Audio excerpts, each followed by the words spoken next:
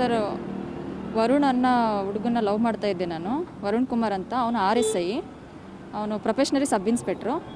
ಅವ್ನು ಬಂದುಬಿಟ್ಟು ಚಿತ್ರದುರ್ಗದಲ್ಲೇ ಇರೋದು. ಅವನಿಲ್ಲಿ ಚಿತ್ರದುರ್ಗ DR ಹೆಡ್ ಕ್ವಾರ್ಟ್ರಲ್ಲೇ ಇರೋದು. ಅವನದು ಊರು ಬಂದು ದಾವಣಗೆರೆ. ನಾನು ಕೂಡ ದಾವಣಗೆರೆಯಲ್ಲೇ, ಬಟ್ ನಾನು ವರ್ಕ್ ಮಾಡ್ತಾ ಇದ್ದಿದ್ದು ಬಂದು ಬೆಂಗಳೂರಲ್ಲಿ ಖಾಸಗಿ ಕಂಪ್ನಿಲಿ ನಾನು ವರ್ಕ್ ಮಾಡ್ತಾ ಇದ್ದಿದ್ದು. ಅವನು ಟ್ರೈನಿಂಗಿಗೆ ಬಂದಾಗ ಇಬ್ಬರಿಗೂ ಪರಿಚಯ ಆಗಿ ಇನ್ಸ್ಟಾಗ್ರಾಮಲ್ಲಿ ಇಬ್ಬರು ಮಾತಾಡಿಕೊಂಡು ಹಾಗೆ ಇಬ್ಬರದು ಸಲಿಗೆ ಎಲ್ಲ ಸ್ನೇಹ ಆಗಿ ಮತ್ತು ಅದು ಪ್ರೀತಿ ಕನ್ವರ್ಟ್ ಆಗಿ ಇಬ್ಬರು ಮುಂದುವರೆದ್ವಿ ಸರ್. ಮುಂದುವರೆದ ನಂತರ ಅವನು ಲವ್ ಮಾಡುವಾಗ ಒಂದು ಸ್ವಲ್ಪ ದಿನ ಗ್ಯಾಪ್ ಆಗಿ ಆಮೇಲೆ ವರದಕ್ಷಿಣೆ ವಿಚಾರವಾಗಿ ಸ್ವಲ್ಪ ಮಾತುಕತೆ ಆಯಿತು. ಅವನೇನು ನಿಮ್ಮ ಮೇಲೆ ಅತ್ಯಾಚಾರ ಮಾಡಿದ್ನಾ ಅಥವಾ ನಂಬಿಸಿ ಆಮೇಲೆ ನನ್ನ ರೂಮಿಗೆ ಕೂಡ ಬಂದಿದ್ದ. ನನ್ನ ರೂಮಿಗೆ ಕೂಡ ಬಂದು, ಇಲ್ಲ ಮದುವೆ ಆಗ್ತೀನಿ, ನೀನೇನು ಹೆದರಬೇಡ ಅಂತೇಳ್ಬಿಟ್ಟು ನಂಬಿಸಿ ಇಬ್ಬರು ನಡುವೆ ದೈಹಿಕವಾಗಿ ಇಬ್ಬರು ನಡುವೆ ಎಲ್ಲ ನಡೆದೋಗಿತ್ತು ಸರ್. ಅದಾದಮೇಲೆ ಕ್ವಾರ್ಟರ್ಸಿಗೆ ನಾನು ಊರಿಗೆ ಹೋಗ್ತೀನಿ ಅಂತ ಅಂದರೆ ಅವ್ನು ಇಲ್ಲೇ ಇಳಿಸ್ಕೊಳ್ಳೋಣ. ಯಾಕೆಂದರೆ ಇರೋ ಒಂದಿನ ರಜದಲ್ಲಿ ನನಗೆ ಹೋಗಿ ಬರೋಕ್ಕಾಗ್ತಿರ್ಲಿಲ್ಲ. ಹಾಗಾಗಿ ಇಲ್ಲೇ ಕ್ವಾರ್ಟರ್ಸಿಗೆ ಕರ್ಸ್ಕೊಂಡು ಹೋಗೋನು. ಅವನು ಬಸವೇಶ್ವರ ನಗರದಲ್ಲಿ ಕ್ವಾರ್ಟರ್ಸ್ ಇದೆ, ಪೊಲೀಸ್ ಕ್ವಾರ್ಟರ್ಸು. ಅಲ್ಲಿಗೆ ನನಗೆ ಕರ್ಸೋನು. ಅಲ್ಲಿಗೆ ಮದುವೆ ಆಗ್ತೀವಲ್ಲ, ಯಾಕೆ ಹೆದರಬೇಕು ಅಂತೇಳಿ ಎಲ್ಲರ ನಡುವೆನೂ ರಾಜಾರೋಷವಾಗಿ ನನಗೆ ಕ್ವಾರ್ಟರ್ಸಿಗೆ ಕರ್ಕೊಂಡು ಹೋಗೋನು ಸರ್. ನೈಟ್ ಕರ್ಕೊಂಡು ಹೋಗೋನು. ತಿರುಗ್ದ ಮಾರನೇ ದಿನ ನೈಟ್ ನನಗೆ ಬಸ್ ಹತ್ಸೋನು ಅವನೇ. ಆಮೇಲೆ ಬೇಡ ವರುಣ್, ಮದುವೆ ಆಗೋಕ್ಕಿಂತ ಮುಂಚೆ ಎಲ್ಲ ಏನು ಅಂತಂದರೆ, ನಿನಗೆ ನಂಬಿಕೆ ಇಲ್ವಾ, ನಾನು ಕ್ವಾರ್ಟರ್ಸಿಗೆ ರಾಜಾರೋಷವಾಗಿ ಕರ್ಕೊಂಡು ಬಂದಿದ್ದೀನಿ ಅಂದಮೇಲೆ ನಾನು ಇನ್ನೊಂದು ಮದುವೆ ಆಗ್ತೀನಿ ಅಂತೇಳ್ಬಿಟ್ಟು ಅಲ್ಲೂ ಕೂಡ ಇಬ್ಬರು ದೈಹಿಕವಾಗಿ ಇಬ್ಬರು ಕೂಡ ಸೇರಿದ್ದೀವಿ. ಆಮೇಲೆ ಅವ್ರ ಅಪ್ಪ ಅಮ್ಮಗೂ ಕೂಡ, ಅವ್ರ ಅಪ್ಪನ ಹೆಸರು ನಾಗರಾಜ್ ಅಂತೇಳಿ, ಅವ್ರ ಅಪ್ಪ ಅಮ್ಮ ಕೂಡ ಮೀಟ್ ಮಾಡಿಸಿ ಮದುವೆ ಮಾಡ್ಕೊಳ್ತೀನಿ ಅಂತ ಹೇಳಿ ಹೋಟೆಲ್ಗೆಲ್ಲ ಕರ್ಕೊಂಡು ಹೋಗಿದ್ದಾನೆ ಸರ್. ಹೋಟೆಲಲ್ಲೆಲ್ಲ ಪರಿಚಯ ಮಾಡಿಸಿ ಇಬ್ಬರು ಫ್ಯಾಮಿಲಿಯೆಲ್ಲ ಕೂತ್ಕೊಂಡು ಜೊತೇಲಿ ಊಟ ಮಾಡಿದ್ದೀವಿ, ಎಲ್ಲ ಆಗಿದೆ. ಎಲ್ಲ ಆದಮೇಲೂ ಕೂಡ ಆಮೇಲೆ ಬರ್ತಾ ಅವ್ರ ಮನೆಯಲ್ಲಿ ವರದಕ್ಷಿಣೆ ಕೊಟ್ಟು ಮದುವೆ ಮಾಡ್ತಾರೆ ಕೇಳು ಅಂತ ಹೇಳೋದು. ಆಮೇಲೆ ಇವನು ವರದಕ್ಷಿಣೆ ವಿಚಾರವಾಗಿ ನೀನು ಇಷ್ಟಪಟ್ಟಿಲ್ಲ ನನ್ನನ್ನು, ಈಗ ವರದಕ್ಷಿಣೆ ಮ್ಯಾಟ್ರ್ ತೊಗೊಂಡು ಬರ್ತಾ ಇದೆಯಾ, ಯಾಕೆ ವರುಣ್ ಅಂತ ಕೇಳಿದ್ದಕ್ಕೆ, ಇಲ್ಲ ಮನೇಲಿ ಈ ಥರ ನಾನು ಮನೆ ಬೇರೆ ಕಟ್ತಾ ಇದ್ದೀನಿ ಅಂತ ಹೇಳ್ಬಿಟ್ಟು ನನಗೆ ಸುಮಾರು ರೀಸನ್ಗಳನ್ನ ಹೇಳ್ದೆ ಬಿಡಲಿಕ್ಕೆ. ಅದು ಯಾವುದಕ್ಕೂ ನಾನು ಒಪ್ಪದೇ ಇದ್ದ ಪರಿಸ್ಥಿತಿಲಿ, ಇಲ್ಲ ನಾನು ಮದುವೆ ಆಗೋಕ್ಕಾಗಲ್ಲ. ಆಮೇಲೆ ಅವನಿಗೆ ಮನೇಲಿ ದುಡ್ಡಿರೋ ಹುಡುಗಿಯರನ್ನ ನೋಡ್ತಾಯಿದ್ರು. ಇವ್ನು ಜಾಬಲ್ಲಿದ್ದಾನೆ ಅಂತೇಳ್ಬಿಟ್ಟು ಏನೋ ಸೈಟು ಮತ್ತು 40 ಲಕ್ಷ ವರದಕ್ಷಿಣೆ ಕೊಟ್ಬಿಟ್ಟು ಮದುವೆ ಮಾಡ್ತೀವಿ, ಅದು ಸೆಟ್ಲಾಗಿಬಿಡುತ್ತೆ, ನಿಂದು ವೆಲ್ ಸೆಟಲ್ ಲೈಫು ಅಂತ ಹೇಳಿ ಅವ್ರ ಮನೇಲಿ ನನಗೆ ಬೇಡ ಅಂತೇಳಿ ಇದು ಮಾಡ್ತಾಯಿದ್ರು ಸರ್. ಇವನು ಕೂಡ ಹಾಗೆ ಅವಾಯ್ಡ್ ಮಾಡ್ತಿದ್ದ ನನ್ನನ್ನು. ಮದುವೆ ಮಾಡ್ಕೊಳ್ತೀನಿ ಅಂತ ನಂಬಿಸಿ ನನ್ನ ಜೊತೆಲಿ ಎಲ್ಲ ರೀತಿಯಾಗಿ ದೈಹಿಕವಾಗಿ ಸಂಪರ್ಕ ಮಾಡಿ, ಇವಾಗ ನೀನು ನನ್ನನ್ನು ಬೇಡ ಅಂತ ಹೇಳ್ತೀಯಲ್ಲ ವರುಣ್, ಇದು ಸರಿನಾ, ಈಗ ನಾನು ನೀನು ಲವ್ ಮಾಡಿದರೆ ಬಿಡು, ಹಾಗೆ ಬಿಟ್ಬಿಡ್ಬೋದಾಗಿತ್ತು. ಈಗ ಎಲ್ಲ ರೀತಿ ಮೂವ್ ಆಗಿಬಿಟ್ಟು ಇವಾಗ ಬೇಡ ಅಂತ ಹೇಳಿದ್ರೆ ಅದು ನಾನು ಒಪ್ಲಿಕ್ಕೆ ರೆಡಿ ಇಲ್ಲ. ಈಗ ನಾನು ನೀನು ಮದುವೆ ಮಾಡ್ಕೊ, ಇಲ್ಲಾಂದರೆ ನಾನು SP ಆಫೀಸಿಗೆ ಹೋಗ್ತೀನಿ ಅಂತ ಹೇಳಿದ್ದಕ್ಕೆ, ಹೋಗಬೇಡ, ನನ್ನ ಮಾನ ಮರ್ಯಾದೆ ಪ್ರಶ್ನೆ, SP ಆಫೀಸಿಗೆಲ್ಲ ಹೋದರೆ ನನ್ನ ಮರ್ಯಾದೆ ಇದಾಗುತ್ತೆ, ನನಗೆ ಟೈಮ್ ಕೊಡು ಅಂತ ಕೇಳಿದೆ ಸರ್. ಅಲ್ಲಿಗೂ ನಾನು ಅಲ್ಲಿ 1 ತಿಂಗಳು ಟೈಮ್ ಕೊಟ್ಟಿದ್ದೀನಿ. 1 ತಿಂಗಳು ಟೈಮ್ ಕೊಟ್ಟಿರೋದಲ್ದೇ ಮತ್ತೆ ಆಮೇಲೆ ಬೇಡ ಅಂತ ಹೇಳಿ ನಾನು ಸೂಸೈಡ್ ಕೂಡ ಮಾಡ್ಕೊಳ್ಳಿಕ್ಕೆ ಟ್ರೈ ಮಾಡಿದೆ.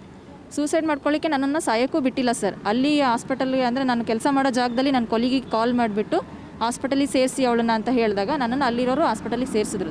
ಇದರಲ್ಲಿ ಬೆಂಗಳೂರು ನಾರಾಯಣ ಹಾಸ್ಪಿಟಲ್ ನನ್ನ ಸೇರಿಸಿದ್ರು. ಅಲ್ಲಿ ಈಗ ಹೇಳ್ತೀನಿ. FIR ಮಾಡಿದ್ದೀನಿ ಸರ್. FIR ಮಾಡಿರೋದಕ್ಕೆ ಈಗ ಪೊಲೀಸ್ ಕಡೆಯಿಂದ ನನಗೆ ಬೆಂಬಲ ಬೇಕು. ಪೊಲೀಸ್ ಅವರೇ ಸಪೋರ್ಟ್ ಮಾಡ್ತಾ ಇಲ್ಲ ಇದಕ್ಕೆ. ಯಾಕೆಂದರೆ ಈಗ ಅವನು ಎಲ್ಲ ಅವನಿಗೆ ಸಪೋರ್ಟ್ ಮಾಡ್ತಿದ್ದಾರೆ. FIR ಆಗಿ 10 ದಿನದ ಮೇಲಾಗಿದೆ ಸರ್. 10 ದಿನದ ಮೇಲೆ ಆದಮೇಲೆ ಚಾರ್ಜ್ ಶೀಟ್ ಹಾಕಬೇಕು ಅಂದರೆ ಅವ್ನು ಸಿಗಬೇಕು, ಅರೆಸ್ಟ್ ಮಾಡೋಕ್ಕಾಗಲ್ಲ ಅಂತ ಹೇಳ್ತಾರೆ. ಯಾಕೆಂದರೆ ಅವ್ನು ಸಿಕ್ಕರೆ ಅರೆಸ್ಟ್ ಮಾಡ್ಬೋದು. ಸಿಕ್ಕರೆ ಅರೆಸ್ಟ್ ಮಾಡಲಿಕ್ಕೆ ಇವರು ಹುಡುಕ್ಸಿಲ್ಲ.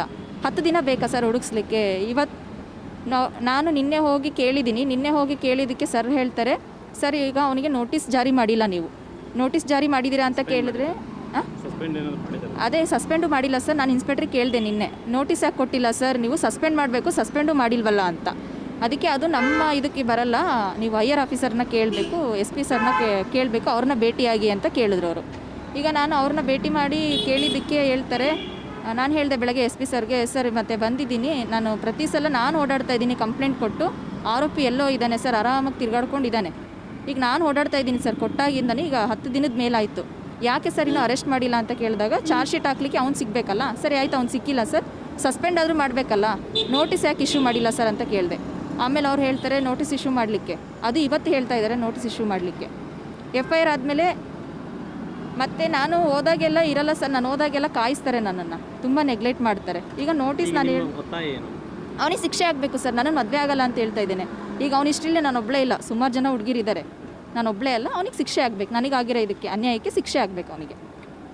ಏಕೆ ಅಂದರೆ ಸಸ್ಪೆಂಡ್ ಮಾಡಬೇಕು, ಸಸ್ಪೆಂಡ್ ಕೂಡ ಮಾಡಿಲ್ಲ. ಈಗ ನನಗೆ 5 ದಿನ ಕಾಲಾವಕಾಶ ಕೊಟ್ಟಿದ್ದಾರೆ. ಹಾಂ, ಮಾಡಿದ್ದಾರೆ ಅಂತ ಹೇಳಿದ್ದಾರೆ ಸರ್ ನನಗೂ. ನಿಮ್ಮದ ಬೇರೆ ಹಿನ್ನೆಲೆ ಪಾಸ್ಟ್ ಏನಾದರೂ ಅವನಿಗೆ ಗೊತ್ತಿತ್ತಾ ಏನು? ಸರ್ ಅವ್ನ ಪಾಸ್ಟ್ ಬಗ್ಗೆ ನನಗೆ ಗೊತ್ತು, ನನ್ನ ಪಾಸ್ಟ್ ಬಗ್ಗೆ ಅವನಿಗೆ ಗೊತ್ತು. ಆದರೆ ಇದು ಮ್ಯಾಟ್ರ್ ಅದು ಬಂದಿಲ್ಲ ಸರ್. ಏಕೆಂದರೆ ಪಾಸ್ಟ್ ಎಲ್ಲರಿಗೂ ಇರುತ್ತೆ, ಯಾರಿಗಿಲ್ಲ ಸರ್. ಪೊಲೀಸ್ ಡಿಪಾರ್ಟ್ಮೆಂಟಲ್ಲಿ ಪ್ರತಿಯೊಬ್ಬರಿಗೂ ಎಲ್ಲರಿಗೂ ಪಾಸ್ಟ್ ಇದೆ, ಪ್ರತಿಯೊಬ್ಬ ಕಾಮನ್ ಮ್ಯಾನ್ಗೂ ಪಾಸ್ಟ್ ಇದೆ. ಎಲ್ಲ ಗೊತ್ತಿದ್ದನ್ನು ಲವ್ ಮಾಡಿ ನನ್ನ ಜೊತೆಗೆ ಇರೋದು. ಯಾಕೆಂದರೆ 1 ವರ್ಷದಿಂದ ಮೇಲ್ ಐ ಡಿ ಎಲ್ಲ ಎಕ್ಸ್ಚೇಂಜ್ ಮಾಡ್ಕೊಂಡಿದ್ದೀವಿ ಅಂತ ಅಂದಮೇಲೆ ನನ್ನ ಪಾಸ್ಟ್ ಬಗ್ಗೆ ಎಲ್ಲ ಗೊತ್ತಿರುತ್ತೆ ಅಲ್ವಾ sir. Mail I D exchange ಆದರೆ ಮುಗ್ದೋಯ್ತು. ಪ್ರತಿಯೊಂದು ಎಲ್ಲ ಗೊತ್ತಿದ್ದೇನೆ ಈ ಥರ ಮೋಸ ಮಾಡ್ತಿರೋದು. ಆಮೇಲೆ ಅವ್ನು ನನಗೆ ನೆಗ್ಲೆಕ್ಟ್ ಮಾಡಿದ ವಿಷಯ ಏನಂದರೆ, ಮನೆಯಲ್ಲಿ ವರದಕ್ಷಿಣೆ ಚೆನ್ನಾಗಿರೋ ಸಂಬಂಧ ಬರ್ತಾ ಇದ್ದಾವೆ, ನನ್ನನ್ನು ಯಾಕೆ ಮದುವೆ ಆಗಬೇಕು ಅಂತ. ಇನ್ನೊಂದು ಬ್ಯಾಕ್ಗ್ರೌಂಡ್ ಇಲ್ಲ, ಏನಿಲ್ಲ. ಇವಳಿಗೆ ಏನು ಮಾಡಿದ್ರು ಏನು ಜಯಿಸೋಕ್ಕಾಗಲ್ಲ ಇವಳು. ಯಾಕೆಂದರೆ ಡಿಪಾರ್ಟ್ಮೆಂಟಲ್ಲೇ ನನಗೆಲ್ಲ ಸಪೋರ್ಟ್ ಮಾಡ್ತಾರೆ ಅಂತ ಅವ್ನು ನನಗೆ ಹೇಳಿದ್ದಾನೆ. ಆದರೆ ನನಗೆ ಅದು ಗೊತ್ತಿಲ್ಲ ಸರ್, ಸಪೋರ್ಟ್ ಮಾಡ್ತಾರೋ ಬಿಡ್ತಾರೋ ಅದು ನನಗೆ ಗೊತ್ತಿಲ್ಲ. ನನಗೆ ನ್ಯಾಯ ಬೇಕು. ನೀವು ಸಣ್ಣ ಆಗ್ಬೇಕಲ್ವಾ, ಅದು ಒಂದು ಉತ್ತಮ ಆಹಾರದಿಂದ ಸಣ್ಣ ಆಗ್ಬೇಕಲ್ವಾ. ಪ್ರತಿದಿನ ನಮ್ಮ ಜೀನಿ ಸ್ಲಿಮ್ನ ಯೂಸ್ ಮಾಡಿ ಯಾವುದೇ ಸೈಡ್ ಎಫೆಕ್ಟ್ ಇಲ್ದಂಗೆ ನೀವು ಸಣ್ಣ ಆಗ್ತೀರಾ.